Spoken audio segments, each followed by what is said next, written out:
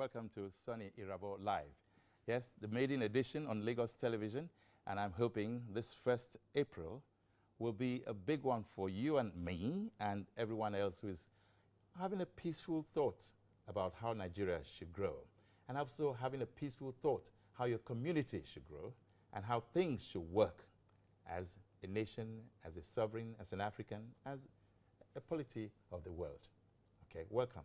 Our guest today is, of course, a man that many of you may know or hear about or have listened to at some point in time or another.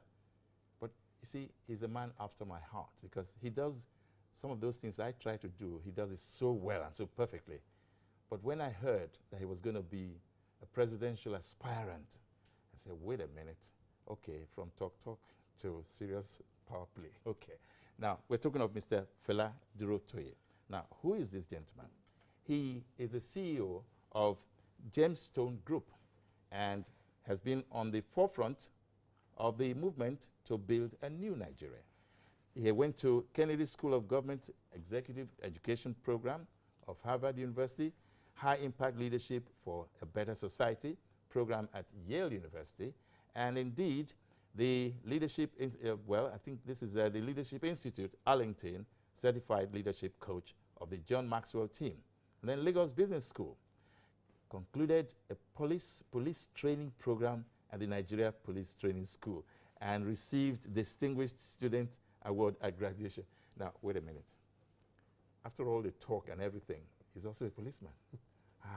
Okay, let me just welcome you, Mr. Fela Durotoye. First of all, let me say, you know how much I love you, Uncle Soni. I think Uncle Soni is a legend in broadcasting, and I want to say thank you for all that you've done in showcasing and leading Nigeria and grooming and nurturing a next generation of people. And I'm honored to be on this maiden edition of Soni Irabor Live, and I know that this is going to last for many, many, many years to come. Thank you. Thank you very much for having me. And thank you for coming. Happy Easter to you. Happy Easter indeed. Another handshake to that. You. Yes. Okay, now, here you are. We've heard so much about you. We know you as a motivational speaker. Now you want to be our president. Nigerians are clamoring for a younger leader because they need to go forward according to them. Well, is it the problem of leadership or is it the problem of the followers? Well, I mean, you've put a few things in that package. So yes. I think I would come back to the essence of the problem.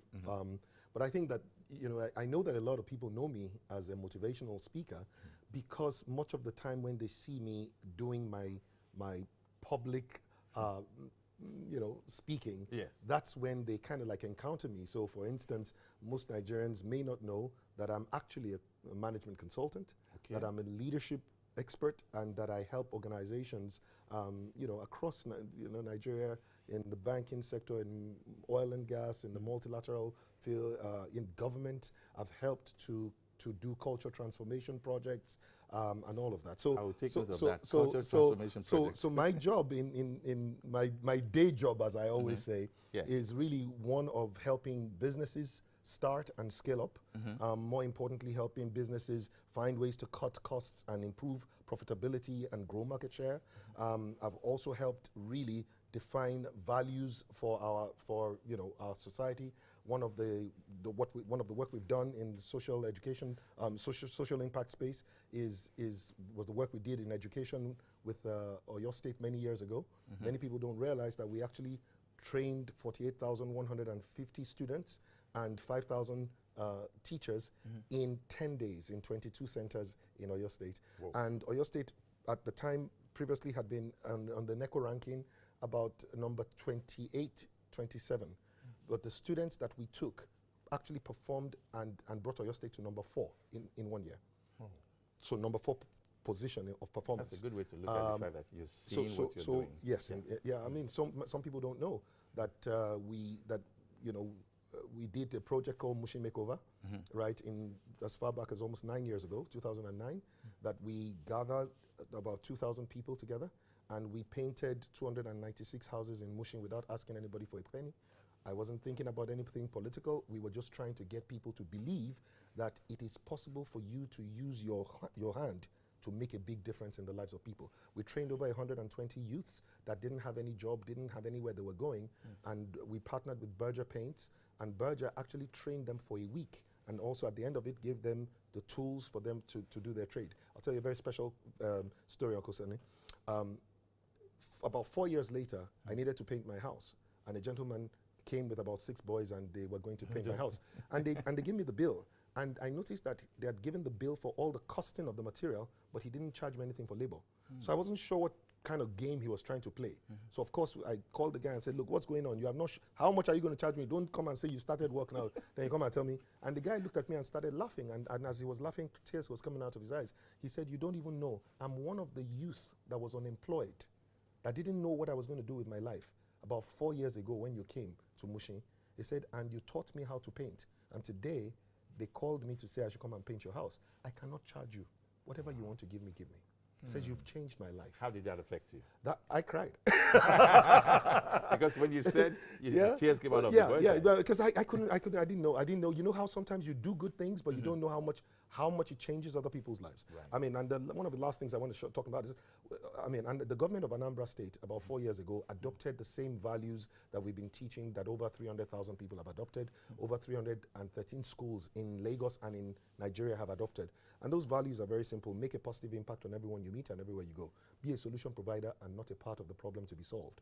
Be a role model worthy of emulation. Be your best in all you do, particularly what you're naturally good at. Do the right thing at all times, regardless of who's doing the wrong thing. Value time and make the best use of it. Care and show respect to all through your words and your actions. Consciously build a great legacy starting now, today, and every day. Live a life of integrity and honor, and make your family, your nation, and your God proud. And a few weeks ago, I was running a project for the government of Anambra State, and the governor said, please, can the Commissioner for Education tell them what they had done? And by the time she finished telling me the stories and how it had, I think the most important thing was to say that in the last exam that Anambra State did, and they didn't even use their own teachers as examinators, they didn't have one, listen to this, Uncle Soni, one exam malpractice was not found in the whole of Anambra State, not one. So you have to begin a journey somewhere. So the values that we were teaching have been ingrained into every student in Anambra State, in public schools and in private schools. And what it's done is not only helped Anambra State to remain #1 along the League of States, Anambra State has produced the best students for NECO and WAEC exam since 2010. And now they are not even having any exam malpractice. So the values can change not only the lives of students, but it's changing organizations, it's changing nations. Lagos State, for instance, a few years ago, we trained the top 500 civil servants of Lagos State, and I didn't charge Lagos State a cover for it. Let me ask you a question. You see, these are beautiful points you're raising, but you know what's going on in the country right now. Yes. The level of criticism, more like, rather than critiques, is very high. Yes. But they're all negative. Yeah. And then there's a very forceful and hardcore, accusational approach to solving problems. But what you're saying is that the areas you have dealt with, you think, there's been a beautiful... Oh, yes. Because... Ibadan. Yes. Is it the same today?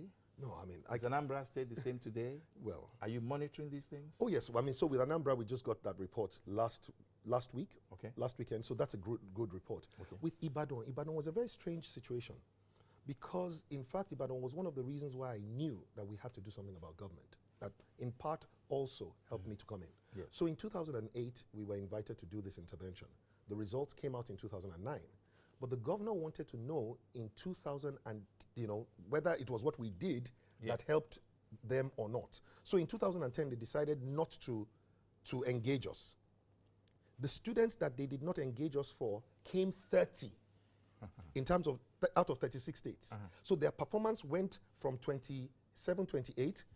Then we touched them. They went to number 4. Then they went from number 4 to about number 30. And then the governor said, look, okay, yes, it is what Fela and his team did. So let's do it again in 2011. But the governor then said, but we'll do it after the elections. Okay. And you know the story? It never came. So that's what happens when you sometimes place politics and power over the lives of people. Yeah. We should have done that thing early, but because politics was the overriding thing. So I've always believed that the greatest challenge we face today is the role that politics plays in governance. Okay, you're going into politics now. how do you think you can change that mindset? You know, I was politics is a major game. Yes, it is. I mean, rightly or wrongly, it is a major game, and you cannot deny that fact. It is. How do you prepare yourself for that game? Well, I think that the first thing you have to prepare yourself is to be grounded in the values that you have as a person. In other words, don't let the game dictate who you will be and what you will do. Don't let them say, because this is how it is done in politics. If you know, and there are quite a few things that people have said to me, oh, you know, this is how it is done, and I said, I will never do that. You know, but when the force is against, we're going to have to take a short break now. And after the break, then we will allow you, I'll tell you from time to time that we would need to, we'll take calls after about 15, 20 minutes from now. And of course, you get the number on the screen at the appropriate time. But after the break, we'll continue from where we just stopped. We'll be right back.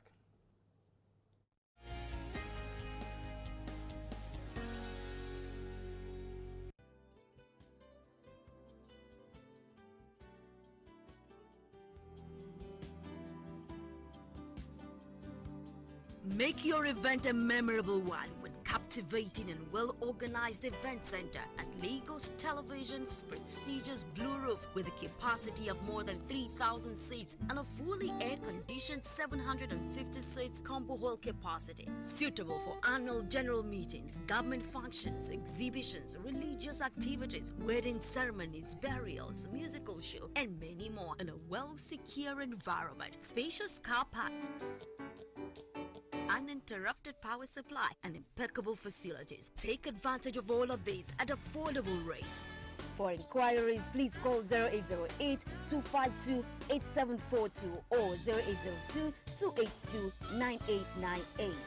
Lagos Television Event Center, a tasteful event center for your delight.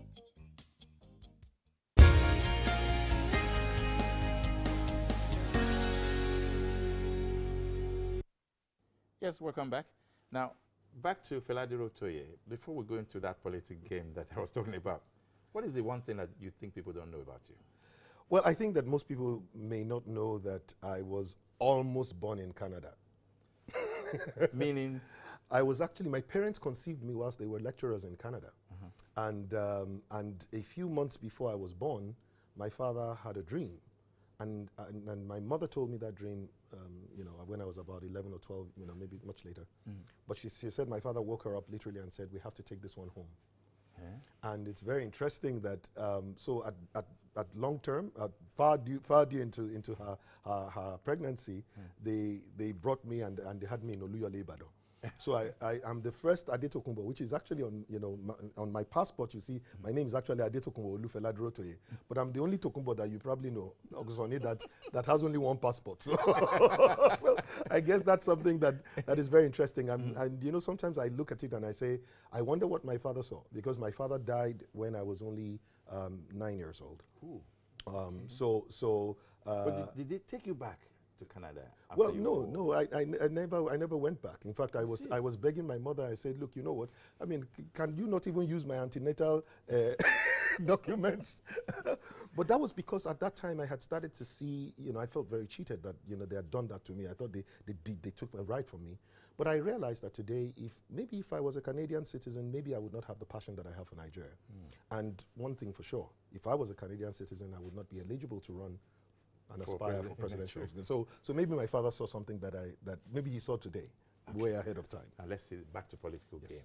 Now, from all indication, it looks like the Nigerian mindset is politics is a different game, it's a dirty game, is everything bad. Is it so? Well, one of the things I say to people is, look, you know, I think that there are good people in politics, and I think that there are, you know, some people that are really wicked, evil. You know, they must be there. The prevalent culture in politics is one that has, in a way, put the interest of the special interest of a few people. I typically call them the power brokers and the cabals over the general interest of most, which is why politics has become one of the least desired jobs in global ranking of aspiration for people, except maybe in Nigeria.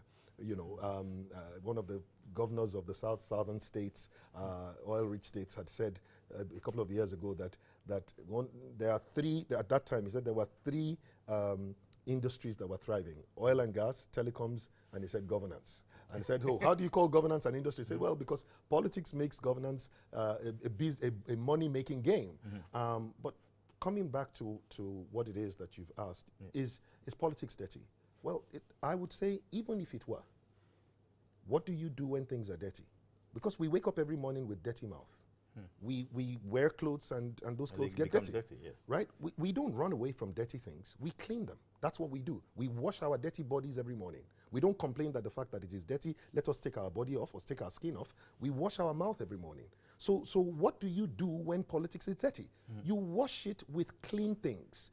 But the clean water has to be a lot to be able to wash the. So you need not just a few people that will go into politics that have the right values, that have the right character, that have the right thinking. You need a lot of people, and that is what my job is to get that critical mass of people that will come into politics and say, listen, if Fela can do it, I can do it also. And that is already happening. We're seeing some of the brightest and best young people that I know beginning to say, yes, you know what, I'm aspiring for governorship, I'm aspiring for Senate, I'm aspiring for local government, I'm aspiring for State House of Assembly. So this is what it is that I'm excited about. And it's also the fact that, you know, when people understand that some of us may have to run for the office, but the truth is that there will be more people that are required to vote them in. Yep. And so for me, what excites me is now that I'm seeing people that are saying, because of you, I went to get my PVC. And that's happening all across the place, and that excites me. What do you do to the man who is living in denial, believing that Nigeria is not a workable instrument for motivation, for transportation? Well, I think that every problem really is just an invitation to a solution. So if a man says there's no, Nigeria cannot be fixed, show him how Nigeria can be fixed. It's that simple. You know, what if in trying to show, for example, when you get there, in trying to show, you meet a brick wall, you're hemmed in, you're not able to really express the talent God has given to you, the dream and passion that you're trying to exhibit. What if you cannot get through? You cannot break that ice? And I quickly say that happens all the time. We've seen it happen. Good people with great vision. Most times the reason why they get into the place of positions of office and then not be able to do anything is because most times they came in on a system that was meant to disable them. And I'll talk to you about that system very quickly. You know, it's the selection system that empowers people to become elected officials or appointed officials that is the problem. Selection. It's the selection, not election. I call it selectocracy. It is a system of where a few people have the power to be able to decide who has the right and the mandate to run for office and to dream and aspire of helping their people. And so most times, because many of the political parties that we have today do not have something called internal democracy. Internal democracy, Uncle Soni, is when the members of the party, not just delegates, but the members of the party have the right to vote. When the members of the party are the ones that have the right to vote, of class or then yes. So for instance, that's what we see in the United States, where we borrowed democracy from. That's what we see in the United Kingdom. You remember the last one in the United States wasn't quite. It was, in fact, exactly the because. College? Oh yes, I mean, so let me explain how it works. Oh, yeah, so basically, what happens is that they have at the primary level, they have something called internal democracy, which means that the primaries, the members of the party will go and vote for which of the aspirants they wish to express their vision and to actualize their mandate, okay? So it is they that will now choose. The delegates of those parties go to the convention, but they don't have any power. They can only say what the people said. So let's say that even in the time of Barack Obama, effectively representing they're just representing the people. Okay. Even if the delegates voted for a different aspirant than the one that the people voted for, the delegate cannot go to the convention and begin to do any kind of horse trading. They can only say the people of Ohio say they want Barack Obama, even if the delegates wanted Hillary Clinton. It doesn't matter. So you take the power out of the delegates and you take the power out of the godfathers and you put it in the hands of the people. Can that work in Nigeria? It is working. My party, Alliance for New Nigeria, is preeminent on that ideology, that it is the members of the party that will have the voting rights. That when you want to run, nobody can be stopped from running. Nobody, there is no zoning, There's no, you go, if you want to run, come up, share with the people what it is that you want to do. If the people want you, they will vote for you within the primaries, and that becomes, then you become the candidate. So Fela Durotoye is not a candidate of Alliance for New Nigeria yet. I will have to go through the process. And what Alliance for New Nigeria promises is a free, fair electoral process that is transparent, that is not in favor of one or against another. And this was the reason why I chose them. About 6 other political parties had approached me to tell me, Fela, please come and be our presidential candidate. I said to them, if you can choose me to be your presidential candidate, then you can choose a thief to be a governor. That means you still don't have internal democracy. I don't want the power to remain in the hands of a few people. I want the power to be in the hands of the members. You see the Nigerian project as going out of its present state, which is not, it's not tied to one. I mean, the last government had problems. Previous one had problems. Almost every government, whether military or political, has had problems over time since 1960. And the problems will continue to remain as long as there are power brokers and cabals who fund elections because the people that don't need money do not come out. And the people who don't need money, the enlightened people, will not get involved with the electoral process. They will not show up on election day because they were not part of the people who chose the candidates. So until you go and fix that problem, Uncle Soni, we are still wasting time. Selectocracy is the greatest problem that Nigeria has. It's the reason for corruption. It's the reason why we have no education or lack of education, because they don't want the people to become so enlightened that they will begin to ask questions. So keep the people poor. So you can give them 500 naira or 750 naira or 1,000 naira. That is the thing. So how can you keep the people richer? Oh, well, it's very simple. People get rich based on the value that they add. So teach the people. And get them into job centers that really are education centers, and then begin to teach them not only on values but on skills. And that's how it is. You improve the quality of the mind of the people and the quality of their skills and their abilities. And then you create opportunity for them by saying things like simple. If we have a job center, as we will, have skilled job centers, anybody that hires from that skilled job center will get maybe, say, for instance, a month or 2 as tax rebates. So the salaries of the people you will get as a tax rebate. Uncle Soni, wouldn't that sound great to you? Oh, it will sound great, especially retirement approaching. But it is great. That's the way to do it. Build the enterprises. Government cannot provide jobs. What government should do is to provide the enabling environment for the enterprises, businesses to grow. How do you manage a system that has been so entrenched with things going wrong? Disrespect for the rule of law, yes, and the fact that the Constitution has often been seen as needing amendment, yes, and then there's some kind of amendment, and then soon after there's also, oh, this was ignored in this Constitution, we need another amendment. Yeah. Do you now think that we need another amendment? Well, look, I think that there are many conversations that need to take place around amendments, and some of it, look, do I think that the local governments need more money to be able to run and deliver and improve the quality of the lives of the people? Yes. And I think that the local governments need to be fiscally autonomous. They shouldn't be getting their money from any governor. Most of the governors today are the ones who decide how much local governments get, even no matter what it is. So those kind of things need to be fixed, right? But I need to take you back. Yes, tell me. Respect for the rule of law. Yeah. So this is very interesting because, like you said, we found something that is known to be true, that everything rises and falls on leadership. That if you get the right leadership, somehow the values of that leader will go into layers and cascade down the layers of what you call your rank and file. And therefore, if anybody violates those values and you're very quick to be able to take and like justice, declare that if this person has done wrong, regardless of who that person is to you, how close they are to you, and whether they come from your zone or not, that you are fair in the way that you met out consequences, everything will change. It is about leadership. Everything is about leadership. We know it is about leadership. We've always known, but the question is, do we have the people who are willing to stand to be the right leaders? You just asked yourself that question. Yes, sir. Because the people who are willing to, is a matter of these people. Have they become so used? Okay, I'll take it. You are a youth, right? I don't know if there's any other thing called. Now, this youth wants to be president of Nigeria. President of Nigeria is the highest office in Nigeria.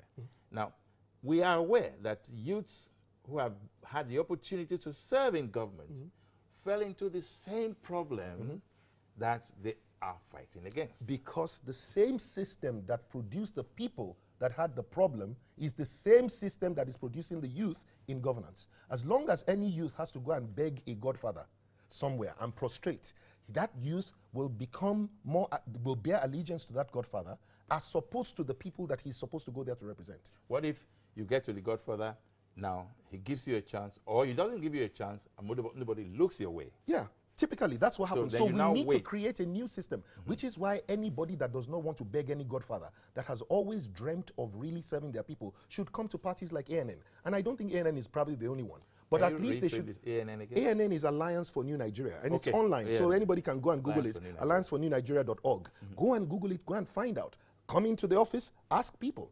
Ask the guys there.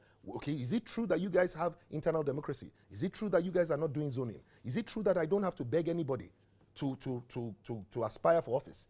But you have to understand that there needs to be a template, a structure. Oh, yes. For there to be some kind of internal democracy. Oh, yes. Yeah. That structure be leadership, the middle, and the bottom. Oh, yes. And ANN does have, because we, again, don't forget that as a registered party, you must have presence in 36 states. Yep. And the capacity to build the structure is done very quickly. And I think that, and I wouldn't be surprised, that ANN is probably the fastest growing party today, also because we are very, cutting edge. You can register online on AllianceForNewNigeria.org. So, for instance, people are registering every day, and people are several times people reach out to me and say, "Hey, fella, I just registered on ANN." So this is what I'm trying to say. Right. We'll take a short break now, and again, we're going to prepare ourselves to make calls. When you call us, you'll see the number on the screen is 0700 call SIL, CALL SIL. Now, the number to call will be written beside 0700 call SIL. We'll be back after the break.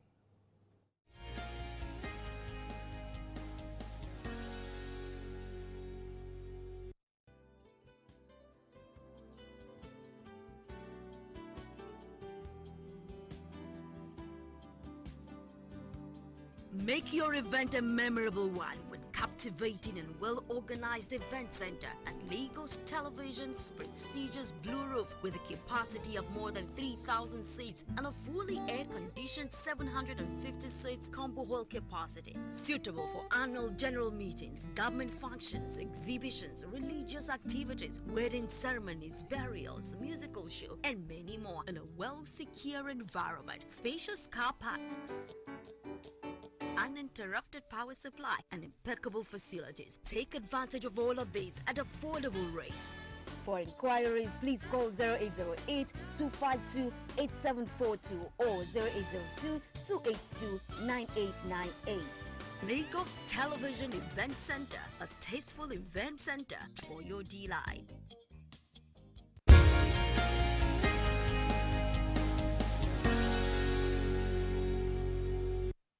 Yes, welcome back to Soni Irabor Live, maiden edition, 1st of April 2018, and this is Lagos Television. Yes, Lagos Weekend Television, that is.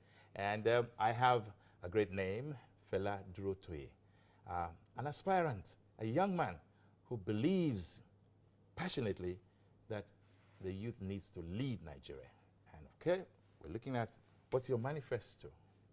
Okay, so well, the beautiful thing about the policy and the manifesto is that we're going to be releasing it on the 29th of May 2017. But the essence, 2018, right? Okay. So it's 1 year, 1 year to actually, to swearing in. Yeah. But this is the thing about it. The manifesto itself is honed around solving the key problems of Nigeria. Okay, what's the first most important problem that Nigeria faces today? Nigeria is a very fragile state, as we are. We're literally very fractured. So we need integration, we need unity, we need national unity. Now calls are coming in. So yes, we have a caller. Hello.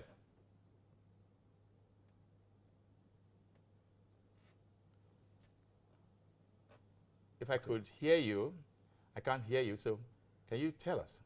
All right, so a call missed. Yes, Okay, sorry about so the first most important thing that we require right now is national unity. We National unity. It's the survival of Nigeria depends on how quickly the next leader of Nigeria is able to unite Nigeria together as a people. And to do that, we need to have a vision that everybody buys into and say this. We have a new Nigeria that we want. We have to be able to articulate and describe that new Nigeria so that, and what most people want is the same thing. I mean, people want a nation that works. People want a nation where it works for not just a privileged few, but it works for everybody. People want a nation where they can prosper and enjoy good success without having to do anything that is illegal, without having to know people. They want merit. They want, things like that. So the rest of the world believes that it's an African problem, that blacks, Africans cannot unite, they can't do things together, they don't believe in team spirit, and all of that. Yeah. And you see, we're talking about Nigeria because Nigeria is the most populous. Yes, absolutely. Yeah. One out of every has a strong economy. Yes, indeed. And they're very talented. Yes. But we're not united. Yes. And you're talking about that. Yes, and the second thing isn't this an African problem? No, it's not. It's a vision problem. It's a leadership problem. Africa may have a leadership crisis, but most times it's a responsibility of leadership to, first of all, cast a clear vision that everybody wants to buy into. The second thing that leadership must do must be to share a set of values and exemplify those values. Those values must be things that are accepted by every tribe, every religion, every social strata, and I just gave you 10 of them. Okay. And you ask yourself, are these the kind of things you want my children to be? And once you say yes, that is it. The things that will help you. So the first one is values and vision. The next one is values, and then you now look at multiple layers of things that help you to have integration at social level, at economic level. And these things sound like big things, but look, one of the things I always say is, if you were to be able to look at the United Kingdom, for instance, what is mostly available and affordable to the poor is acceptable to the rich. Okay. Say, for instance, look at the London Underground. The train system in the United Kingdom, you go on it, you find the rich and the poor. It's clean, it's affordable. The same thing is what we should have here. Can you imagine what will happen if the president from time to time were to come into a place and go on public transport? Do you know what will happen? It will be amazing because the governors will know that we need to be able to improve our public transportation system because you never know when it is that the people are going to use it.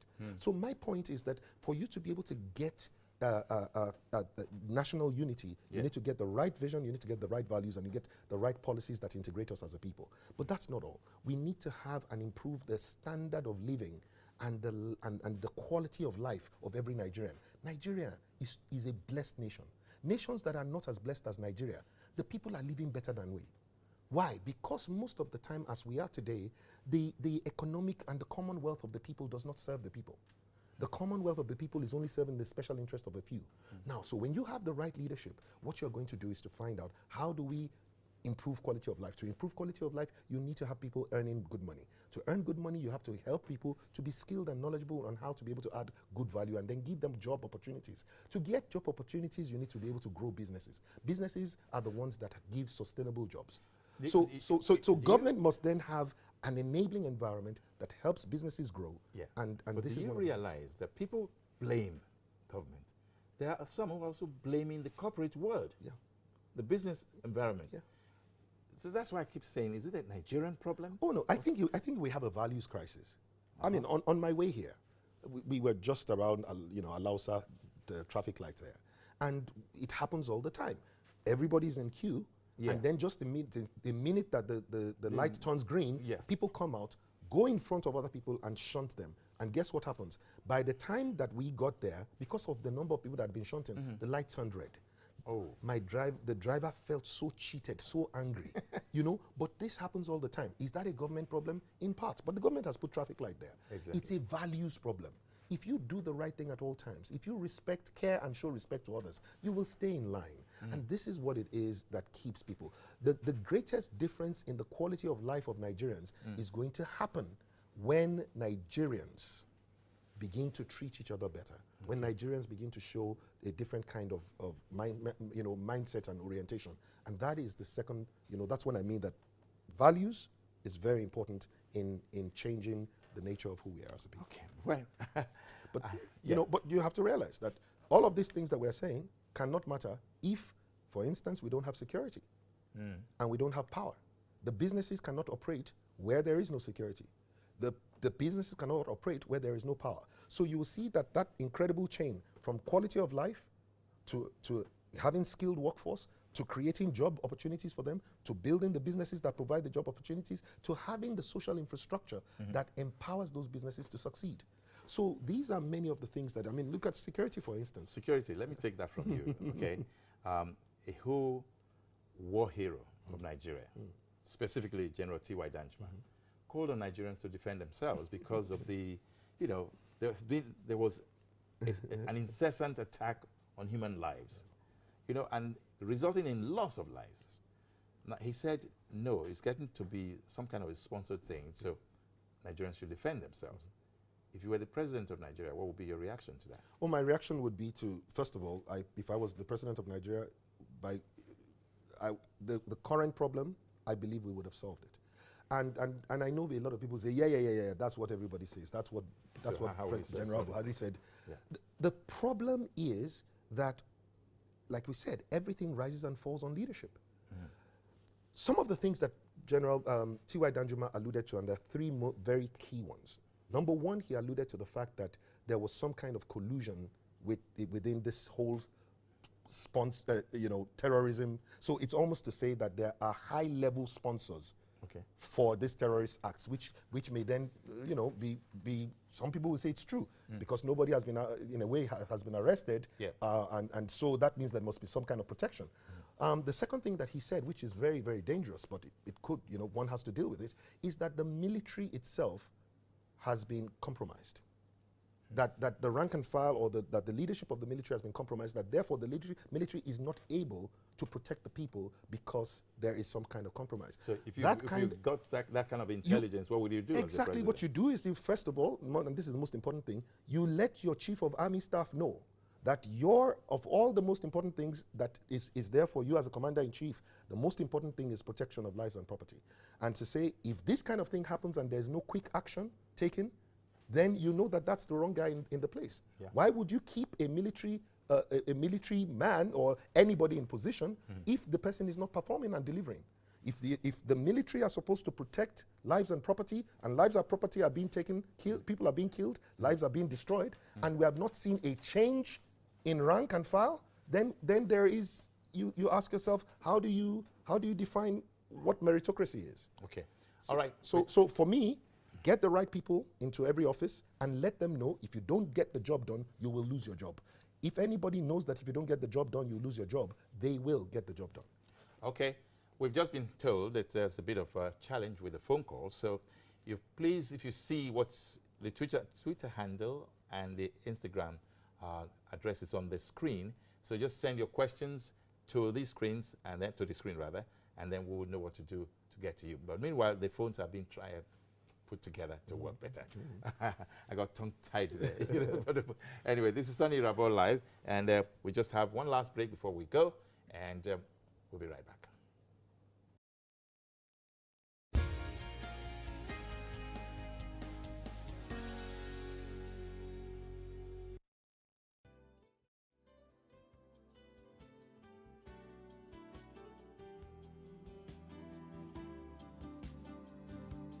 Make your event a memorable one with captivating and well-organized event center at Lagos Television's prestigious Blue Roof, with a capacity of more than 3,000 seats and a fully air-conditioned 750 seats combo hall capacity, suitable for annual general meetings, government functions, exhibitions, religious activities, wedding ceremonies, burials, musical show, and many more in a well-secure environment. Spacious car park, uninterrupted power supply, and impeccable facilities. Take advantage of all of these at affordable rates. For inquiries, please call 0808-252-8742 or 0802-282-9898. Lagos Television Event Center, a tasteful event center for your delight.